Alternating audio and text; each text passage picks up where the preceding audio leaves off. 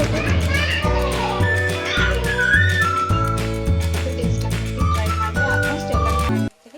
Friends, welcome back to my channel. ನಾನು ಲೀಲಾ. ನೀವು ನೋಡ್ತಾ ಇದ್ದಾರೆ ಜಾನ್ವಿ ಎಂಬ್ರಾಯ್ಡ್ರಿ ಯೂಟ್ಯೂಬ್ ಚಾನಲ್. ಇವತ್ತು ಲೇಟಾಗಿ ಸ್ಟಾರ್ಟ್ ಮಾಡಕತ್ತೀನಿ ಫ್ರೆಂಡ್ಸ್ ವಿಡಿಯೋ. ಯಾಕಂದ್ರೆ ಸ್ಟೋರೇಜ್ ಪ್ರಾಬ್ಲಮ್ ಒಂದಾಗಿತ್ತು ಫ್ರೆಂಡ್ಸ್. ಇದು ಫೋನ್ ಒಳಗೆ ಏನಂದ್ರೆ ಏನು ವಿಡಿಯೋ ಮಾಡೋಕ್ಕಾಗತ್ತಿಲ್ಲ. ಅದೊಂದು ಬೇಜಾರು. ಎಲ್ಲ ಅಂಗಡಿ ಹೋಗಿ ಬಂದೆ, ಅದು ಸ್ಟೋರೇಜ್ ಪ್ರಾಬ್ಲಮ್ ಕ್ಲಿಯರ್ ಆಗಕತ್ತೆ ಇಲ್ಲ. ಮೊಬೈಲ್ ಚೇಂಜ್ ಮಾಡ್ಬೇಕಂತ ಹೇಳಿದ್ರು. ಸೊ ಹಾಗಾಗಿ ವಿಡಿಯೋ ಮಾಡಿದ್ದಿಲ್ಲ. ನಿನ್ನೆ ಮಾಡಿದ ವಿಡಿಯೋನ ಇವತ್ತು ಎಡಿಟ್ ಮಾಡಿ ಅಪ್ಲೋಡ್ ಮಾಡಿ ಅದಾದ್ಮೇಲೆ ಮತ್ತೆ ಹೊಸ ವಿಡಿಯೋ ಮಾಡೋಕ್ಕೆ ಆಗಕತ್ತೈತಿ. ಸೊ ಈಗ ಮಧ್ಯಾಹ್ನದಿಂದ ವಿಡಿಯೋ ಸ್ಟಾರ್ಟ್ ಮಾಡೀನಿ. ಸೊ ಇವತ್ತು ಈ ಬ್ಲೌಸ್ ಕಟ್ ಮಾಡಬೇಕು ಅಂತ ಅಂದ್ಕೊಂಡಿನಿ. ಸೊ ಜರಿ ಯೂಸ್ ಮಾಡಿನೂ ಹಾಕ್ಬೋದು ಫ್ರೆಂಡ್ಸ್ ಇದ್ರೊಳಗೆ. ಬಟ್ ಕಟ್ ಆಗುತ್ತೆ, ಅದೇನು ಹೋಗುತ್ತೆ ಅಂತ ಹೇಳ್ತಾರೆ. ಒಂದು ಪಾರ್ಟ್ ಏನೋ ಇರುತ್ತದೆ ಥ್ರೆಡ್ಡಿಂದ, ಸೊ ಅದು ಕಟ್ ಆಗ್ತದೆ ಅಂತ ಹೇಳ್ತಿದ್ರು. ಸೊ ಸಾಫ್ಟ್ ಜರಿ ತರಿಸಿದ್ದೆ ನಾನು, ಟ್ರೈ ಮಾಡೋಣ ಅಂತೇಳಿ ಮಾಡೀನಿ. ಇದ್ರೊಳಗೆ ಚಲೋ ಲುಕ್ ಬಂದೈತಿ. ಬರ್ರಿ ಇದನ್ನು ಕಟ್ ಮಾಡೋಣ. ನಾನು ಫಸ್ಟ್ ಲೈನಿಂಗ್ನ ಕಟ್ ಮಾಡ್ಕೊತೀನಿ ಫ್ರೆಂಡ್ಸ್. ಅದರೊಳಗೆ ಕಟ್ ಮಾಡಿಕೊಂಡು ಆಮೇಲೆ ಮೇನ್ ಫ್ಯಾಬ್ರಿಕ್ನ ಕಟ್ ಮಾಡ್ಕೊಳ್ತೀನಿ. ನೀವು ಎಂಬ್ರಾಯ್ಡ್ರಿ ಆದ್ರೂ ಆಯ್ತು, ಆಮೇಲೆ ಸಾದಾ ಬ್ಲೌಸ್ ಆದ್ರೂ ಆಯ್ತು, ಫಸ್ಟ್ ಲೈನಿಂಗ್ನ ಕಟ್ ಮಾಡ್ಕೊಂಡು ಆಮೇಲೆ ಮೇನ್ ಫ್ಯಾಬ್ರಿಕ್ನಾಗ ಜೋಡಿಸ್ಕೊಳ್ಳೋದು ಬೆಟರ್. ಕೆಲವೊಬ್ರು ಏನು ಮಾಡ್ತಾರೆ, ವರ್ಕ್ ಬ್ಲೌಸ್ ಇತ್ತಂದ್ರೆ ಮೇನ್ ಫ್ಯಾಬ್ರಿಕ್ ಕಟ್ ಮಾಡಿ ಆಮೇಲೆ ಲೈನಿಂಗ್ ಕಟ್ ಮಾಡ್ಕೊತಾರೆ. ಸೊ ಈ ಥರ ಇತ್ತಂದರೆ ಏನಾರು ಹೆಚ್ಚು ಕಡಿಮೆ ಬಂದರೂ ನಾವು ಮ್ಯಾನೇಜ್ ಮಾಡ್ಕೋಬೋದು. ಸೊ ಹಾಗಾಗಿ ಫ್ರಂಟ್ ಬೇರೆ ಮತ್ತು ಬ್ಯಾಕ್ ಬೇರೆ ಈ ಥರ ಮಾಡ್ಕೊಂಡಿರ್ತೀನಿ. ನಾನು ಇದಕ್ಕೆ ಪ್ರಿನ್ಸಸ್ ಕಟ್ ಸ್ಟಿಚ್ ಮಾಡ್ಕೊಳಕತ್ತೀನಿ. ನಾನು ಆಲ್ಮೋಸ್ಟ್ ಎಲ್ಲ ಬ್ಲೌಸ್ನು ಅದೇ ಥರ ಅದಾವೆ. ಸೊ ಹಾಗಾಗಿ ನೋಡೋಣ ಈ ಬ್ಲೌಸು ಯಾವ ಥರ ಬರುತ್ತೆ ಅಂಥೇಳಿ. ಈಗ ಫ್ರಂಟು ಬ್ಯಾಕು ಎಲ್ಲ ಕಟ್ ಮಾಡಿಕೊಂಡೆ. ಇದು ಈಸಿ ಫ್ರೆಂಡ್ಸ್ ಹೊಲಿಯೋದು. ನಾವು ಕ್ರಾಸ್ ಬೆಲ್ಟ್ ಅವನ್ನೆಲ್ಲ ಕಟ್ ಮಾಡ್ಕೊಳಂಗಿಲ್ಲ ಇದ್ರೊಳಗೆ. ಸೊ ಹಾಗಾಗಿ ಫ್ಯಾನ್ಸಿನೂ ಐತಿ. ಫ್ಯಾನ್ಸಿ ಇದ್ದಷ್ಟು ಈಸಿ ಫ್ರೆಂಡ್ಸ್ ಬ್ಲೌಸಸ್. ಸೊ ಅದಾದಮೇಲೆ 10:30 ಏನಾಯ್ತು, 11:30 ಇಟ್ಕೊಂಡು ಸ್ಲೀವ್ ಒಂದು ಕಟ್ ಮಾಡಿಕೊಂಡೆ. ಇದಾದಮೇಲೆ main fabric step by step ನಾನು ಯಾವ ಥರ ಲೈನಿಂಗ್ ಕಟ್ ಮಾಡ್ಕೊಂಡಿರ್ತೀನಲ್ಲ ಅದೇ ಥರ ನಾನೀಗ ಮೇನ್ ಫ್ಯಾಬ್ರಿಕ್ ಕಟ್ ಮಾಡ್ಕೊಂಡಿರ್ತೀನಿ. ಮೇನ್ ಇಂಪಾರ್ಟೆಂಟ್ ಏನಂದರೆ ಫಸ್ಟ್ ಬ್ಯಾಕು ಫ್ರಂಟು ಕಟ್ ಮಾಡ್ಕೊಳ್ಬೇಕು ಬ್ಲೌಸ್ ಒಳಗೆ. ಸಾದಾ ಆಗಲಿ ವರ್ಕ್ಡಾಗಲಿ ಏನಾರ ಆಗಲಿ. ಅದಾದಮೇಲೆ ಸ್ಲೀವಿಗೂ ನಾವು ಮ್ಯಾನೇಜ್ ಮಾಡ್ಬೋದು, ಆಮೇಲೆ ಫ್ರಂಟಿಗೂ ಮ್ಯಾನೇಜ್ ಮಾಡ್ಬೋದು. ಸೊ ಅದಷ್ಟು ನಾವು ಏನು ಮಾಡಬೇಕಂದ್ರೆ ಬ್ಯಾಕ್ ಪಾರ್ಟನ್ನು ಕಟ್ ಮಾಡ್ಕೊಂಡಿರಬೇಕು. ಸೊ ನಾನು ಈ ಥರ ಹಾಕ್ಕೊಂಡಿರ್ತೀನಿ ಫ್ರೆಂಡ್ಸ್. ಅಪೋಸಿಟ್ ಬ್ಯಾಕ್ ವರ್ಕ್ ಹಾಕ್ಕೊಂಡದಾದಮೇಲೆ ಅದರ ಅಪೋಸಿಟ್ ನಾನು ಫ್ರಂಟ್ ಹಾಕ್ಕೊಂಡಿರ್ತೀನಿ. ಆ ಕಡೆ ಈ ಕಡೆ ಬಟ್ಟೆ ಒಳದಿರ್ತೈತಲ್ಲ, ಕಟ್ ಮಾಡೋಕ್ಕೇನು ಪ್ರಾಬ್ಲಮ್ ಅನ್ಸಂಗಿಲ್ಲ. ಕೆಲವೊಬ್ಬರು ಸೈಡಿಗೆ ಬ್ಯಾಕ್ ಪಾರ್ಟಿಗೆ ಸೈಡಿಗೆ ಹಾಕಿರ್ತಾರೆ. ಸೊ ಅವ್ರು ಹೆಂಗೆ ಕಟ್ ಮಾಡ್ತಾರಂತ ನನಗೆ ಗೊತ್ತಿಲ್ಲ. ಬಟ್ ನಾನು ಇದೇ ಥರನ ಮಾಡ್ಕೊಳ್ತಾ ಬಂದೀನಿ. ಈಗ 5-6 ವರ್ಷ ಆಯ್ತಲ್ಲ ನಾನು ಎಂಬ್ರಾಯ್ಡ್ರಿ ಮಷಿನ್ ತೊಗೊಂಡು. ಸೊ ಇದೇ ಥರ ಕಟ್ ಮಾಡ್ಕೊಂಡಿರ್ತೀನಿ. ಮಾರ್ಕಿಂಗ್ ನಾನು ಭಾಳಷ್ಟು ವೀಡಿಯೋ ಹಾಕೀನಿ. ಮಾರ್ಕಿಂಗ್ ಯಾವ ಥರ ಮಾಡ್ಕೋಬೇಕು ಎಂಬ್ರಾಯ್ಡ್ರಿ ಮಷಿನ್ದಂದು ಭಾಳ ಈಸಿ ಅಂದರೆ ಈಸಿ ಇರ್ತೈತಿ. ಎಂಬ್ರಾಯ್ಡ್ರಿ ವರ್ಕಿಗೆ ಮತ್ತು ಆರಿ ವರ್ಕಿಗೆ ಬೇರೆ ಥರ ಮಾರ್ಕಿಂಗ್ ಇರ್ತೈತಿ ಫ್ರೆಂಡ್ಸ್. ಇದು ಸ್ಲೀವು ಸಿಂಪಲ್ಲಾಗಿ ಇದ್ರೂ ಒಂಥರ ನನಗೆ ಡಿಸೈನ್ ಇಷ್ಟ ಆಗ್ತದೆ. ಸಿಂಪಲ್ ಇದ್ರೂ ಗ್ರ್ಯಾಂಡಾಗಿ ಕಾಣಿಸುತ್ತೆ. ಈ ಥರ ಬರ್ತೈತಿ. ಶೇಪ್ ಕರೆಕ್ಟಾಗಿ ಕೊಟ್ಟಿಲ್ಲ ನಾನು. ಈ ಥರ ಡಿಸೈನ್ ಬರ್ತೈತಿ. ಇಲ್ಲಿ ಬಂದು ಬೋಟ್ ನೆಕ್ ಬರ್ತೈತಿ. ಈ ಥರ ಸ್ಟಿಚ್ ಮಾಡ್ಕೋಬೇಕಂತ ಮಾಡೀನಿ. ಬರೀ ಡಿಸೈನ್ ಸ್ಟಾರ್ಟ್ ಮಾಡೋಣ ಫ್ರೆಂಡ್ಸ್. ಇದಕ್ಕೆ ನಾನು ನೆಟ್ ಹಾಕೀನಿ ಕೆಳಗಡೆ. ನೋಡೋಣ, ಫಸ್ಟ್ ಟೈಮ್ ಮಾಡತ್ತೀನಿ ನಾನು ಫ್ರೆಂಡ್ಸ್. ನೀವು ಎಂಬ್ರಾಯ್ಡ್ರಿ ಹಾಕುವಾಗೂ ನೋಡಿರಿ ಈ ಥರ ನೀಟಾಗಿ ಸೆಟ್ ಮಾಡ್ಕೋಬೇಕು ಫ್ರೇಮ್ನ. ಅಂದರೆ ನಿಮ್ಗೆ ಮುದ್ದೆ ಬರೋಂಗಿಲ್ಲ. ಡಿಸೈನು ನೀಟ್ ಫಿನಿಶಿಂಗ್ ಬರ್ತೈತಿ. ಇಲ್ಲೆಲ್ಲೂ ನಿಮ್ಗೆ ಲೂಸ್ ಇರಬಾರ್ದು, ಬಟ್ಟೆ ಫಿಟ್ಟಾಗಿರ್ಬೇಕು. ನೀವು ನೋಡ್ಬೋದಿಲ್ಲ, ಎಲ್ಲೂ ಒಂದು ರಿಂಕಲ್ ಇಲ್ಲ. ಎಷ್ಟು ನೀಟಾಗಿ ಹಾಕ್ತೀನಿ. ಈ ಥರ ನೀಟಾಗಿ ಹಾಕಬೇಕು, ಅಂದ್ರೆ ಮಾತ್ರ ಡಿಸೈನ್ ಫಿನಿಶಿಂಗ್ ನೀಟಾಗಿ ಬರ್ತೈತಿ. ಇದು ಪೆನ್ ಡ್ರೈವ್ ಹಾಕ್ತೀನಿ. ಪೆನ್ ಡ್ರೈವ್ ಬಗ್ಗೆ ಭಾಳ ಜನ ಕೇಳ್ತೀರಿ, ಹೆಂಗೆ ಡಿಸೈನ್ ಹಾಕೋಬೇಕು ಏನಂತೇಳಿ. ನಿಮಗೆ ಫಸ್ಟಿಗೆ ಒಂದು ಮೇಲ್ ಐ ಡಿ ಕ್ರಿಯೇಟ್ ಮಾಡಬೇಕು. ಮೇಲ್ ಐ ಡಿ ಕ್ರಿಯೇಟ್ ಮಾಡಿದ ಮೇಲೆ ನಾವು ಎಲ್ಲಿಂದ ಬೇಕಾದರೂ ಡಿಸೈನ್ಸ್ನ ತೊಗೋಬೋದು.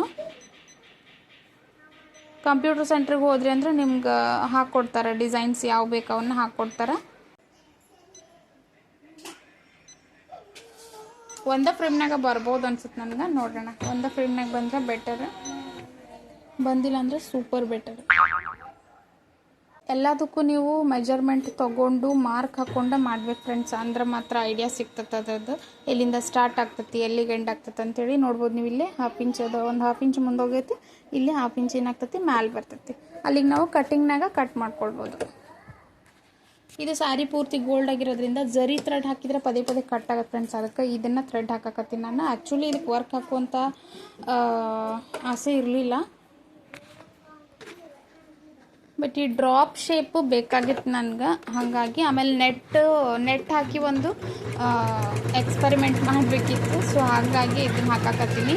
ಜರಿ ಥ್ರೆಡ್ಡು ಯೂಸ್ ಮಾಡ್ತೀನಿ ಫ್ರೆಂಡ್ಸ್. ನಾನು ಇಲ್ಲ ಐತಲ್ಲ ಇದು ಸಾಫ್ಟ್ ಜರಿ ಯೂಸ್ ಮಾಡ್ತೀನಿ. ಯೂಸ್ ಮಾಡುವಾಗ ಇಲ್ಲಿ ಹಾಕಿನಲ್ಲ ಈ ಥರ ಹಾಕಂಗಿಲ್ಲ, ಒಂದೇ ಸುತ್ತ ಹಾಕಿರ್ತೀನಿ ಫ್ರೆಂಡ್ಸ್ ಇಲ್ಲಿ ಥ್ರೆಡ್ ನಾನು.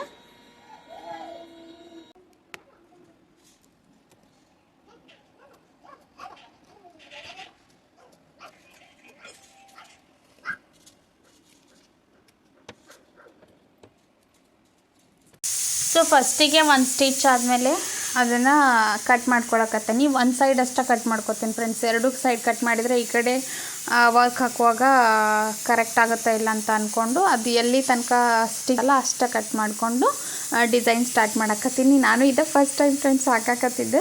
ಇದರೊಳಗೆ ಭಾಳ ಡಿಸೈನ್ಸ್ ಅದಾವೆ, ಬಟ್ ಕಲರ್ ಕಾಂಬಿನೇಷನ್ ಇಲ್ಲಾರ್ದಕ್ಕೆ ಇದು ಗೋಲ್ಡ್ ಮಾತ್ರ ಹಾಕ್ಬೋದು ಸ್ಯಾರಿದು.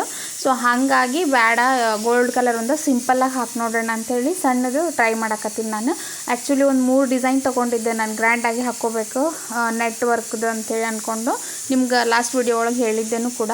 ಆದ್ರೆ ಸ್ವಲ್ಪ ಏನಂದ್ರೆ ಕಲರ್ಸ್ ಬೇರೆ ಬೇರೆ ಇತ್ತಂದ್ರೆ ಸ್ಯಾರಿ ಒಳಗೆ ಅಷ್ಟು ಲುಕ್ ಬರ್ತೈತೆ ಡಿಸೈನ್. ಒಂದೇ ಕಲರ್ ಇತ್ತಂದ್ರೆ ಸರಿ ಬರೋಂಗಿಲ್ಲ ಅಂತ ಅಂದ್ಕೊಂಡು ಸರ್ಚ್ ಮಾಡಿ ಕಡೆಗೆ ಇದನ್ನು ಫೈನಲ್ ಮಾಡಿದ್ದೆ ನಾನು.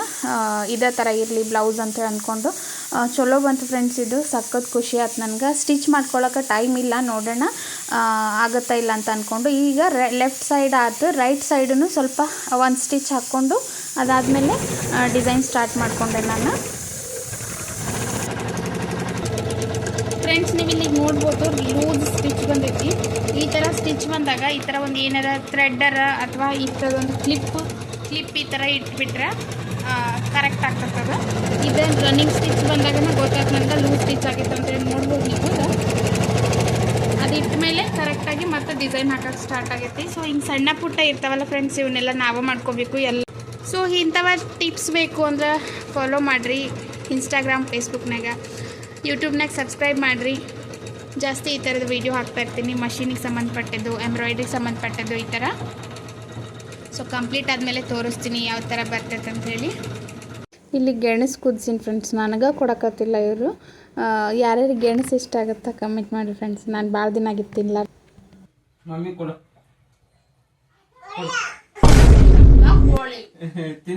ತಿನ್ಸಕ್ಕೆ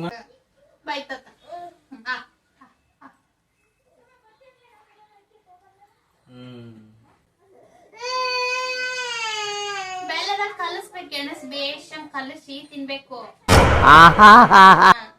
ಕಿವುಚಿ ಮಾಡ್ದು ಎದ್ದು ಬೆಲ್ಲ ಹಿಂಗೆ ತಿಂತಾರ. ಇಲ್ಲ ನಾವು ಕಿವುಚಿ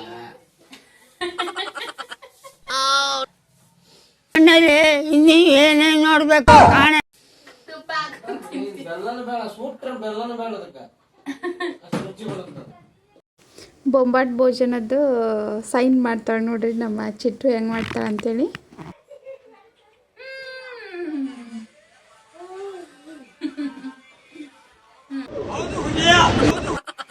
ಸೊ ಫೈನಲಿ ಈ ಥರ ಆಯ್ತು ನೋಡ್ರಿ ಫ್ರೆಂಡ್ಸ್. ಇದೆಲ್ಲ ನೆಟ್ಟು ಕೆಳಗಿನ ಕ್ಯಾನ್ವಾಸ್ ಹಚ್ಚಿದ್ರೆ ಇದೇ ಕಲರ್ ಐತಿ, ಪಿಂಕ್ ಕಲರ್. ಇದನ್ನು ನಾಳೆ ತೋರಿಸ್ತೀನಿ ಫ್ರೆಂಡ್ಸ್, ನಾನು ಕಟ್ ಮಾಡಿ ಸ್ಟಿಚ್ ಮಾಡಿ. ಇವತ್ತು ಕಟ್ ಮಾಡಿದ್ದೇನೈತಿ ಅದು ಇದು ಮಾಡೋಣ, ಜಸ್ಟ್ ಹಂಗೆ ಡಿಸೈನ್ ತೋರಿಸೋಣ ಅಂತೇಳಿ ವಿಡಿಯೋ ಮಾಡಿದೆ. ಸೊ ಸಾಯಂಕಾಲ ನನ್ನ ಕೆಲಸ ಎಲ್ಲ ಮುಗಿಸ್ಕೊಂಡು ಒಂಚೂರು ಈಗ ಸೈಕಲ್ ಪ್ರಾಕ್ಟೀಸ್ ಮಾಡ್ಸೋಣ ಅಂತ. ಈ ನಡು 2-3 ಗಾಲಿ ಇದ್ದು ಫ್ರೆಂಡ್ಸ್, ಸೈಡಿಗೆ 2 ಇರ್ತಾವಲ್ಲ ಅವನು ಹೊಡಿತಾಳೆ. ಬಟ್ ಅವ್ನು ತೆಗ್ದಾಗಿಂದ ಆಕೆಗೆ ಬ್ಯಾಲೆನ್ಸ್ ಮಾಡೋಕ್ಕೆ ಬರೋಕತ್ತಿದ್ದಿಲ್ಲ. ಅದಕ್ಕೆ ಸ್ವಲ್ಪ ಹ್ಯಾಂಡಲ್ ಹಂಗೆ ನಿಂತ್ಕೊಂಡು ತಿರ್ಗಿಸ್ಕೊ ಅಂದ್ರೆ ನಿನ್ಗೆ ರೂಢಿ ಆಗ್ತದೆ ಅಂಥೇಳಿ ಆಕೆಗೆ ಪ್ರಾಕ್ಟೀಸ್ ಮಾಡೋಕೆ ಬಿಟ್ಟೀನಿ. ಅವ್ರ ಪಪ್ಪನೂ ಅಲ್ಲೇ ಅದಾರ, ಏನೋ ಮಾಡಕತ್ತಾರ ಮಷೀನಿಂದ. ಹಾಗಾಗಿ ಒಳಗಿನ ಸ್ವಲ್ಪ ಕೆಲಸ ಮುಗಿಸ್ಕೊಂಡು ಹೋಗೋಣ ಅಂತೇಳಿ ಅಂದ್ಕೊಂಡೆ.